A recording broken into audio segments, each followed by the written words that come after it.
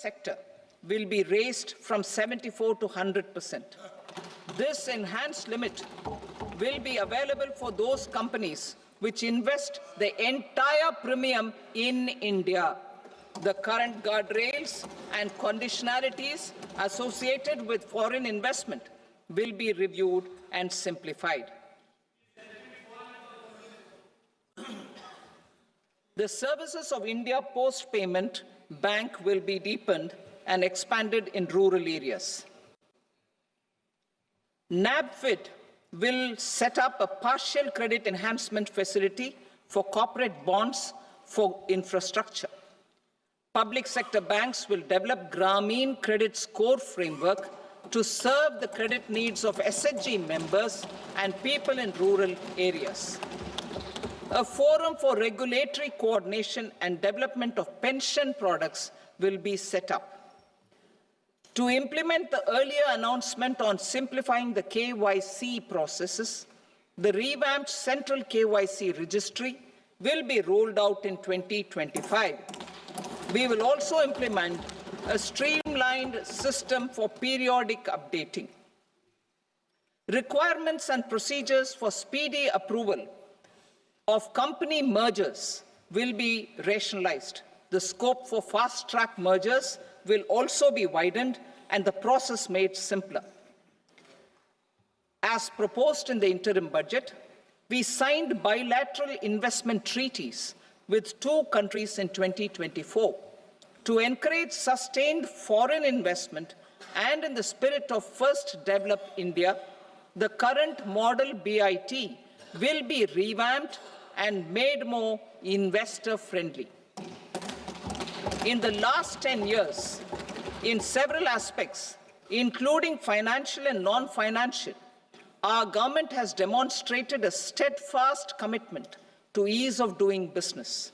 We are determined to ensure that our regulations must keep up with technological innovations and global policy developments.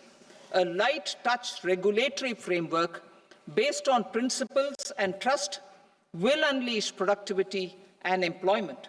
Through this framework, we will update regulations that were made under old laws.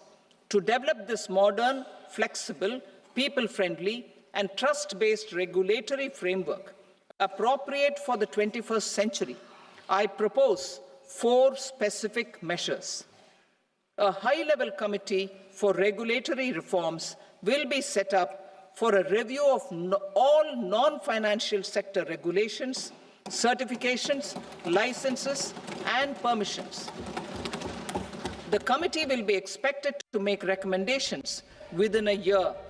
The objective is to strengthen trust-based economic governance and take transformational measures to enhance ease of doing business, especially in matters of inspection and compliances. States will be encouraged to join in this endeavor. An investment friendliness index of states will be launched in 2025 to further the spirit of competitive, cooperative federalism. Under the Financial Stability and Development Council, a mechanism will be set up to evaluate impact of the current financial regulations and subsidiary instructions.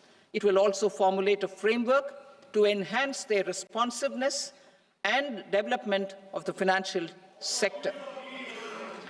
In the Jan Vishwas Act 2023, more than 180 legal provisions were decriminalized. Our government will now bring up the Jan Vishwas Bill 2.0 to decriminalize more than 100 provisions in various laws.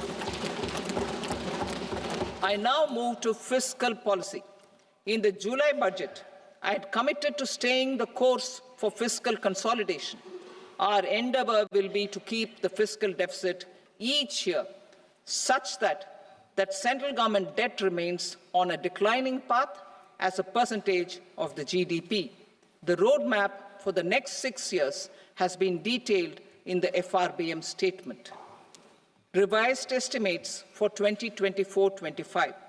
The revised estimate of the total receipts other than borrowings is 31.47 lakh crore rupees, of which the net tax receipts are 25.57 lakh crore rupees. The revised estimate of the total expenditure is 47.16 lakh crore rupees, of which the capital expenditure is about 10.18 lakh crore rupees. The revised estimate of the fiscal deficit is 4.8% of the GDP,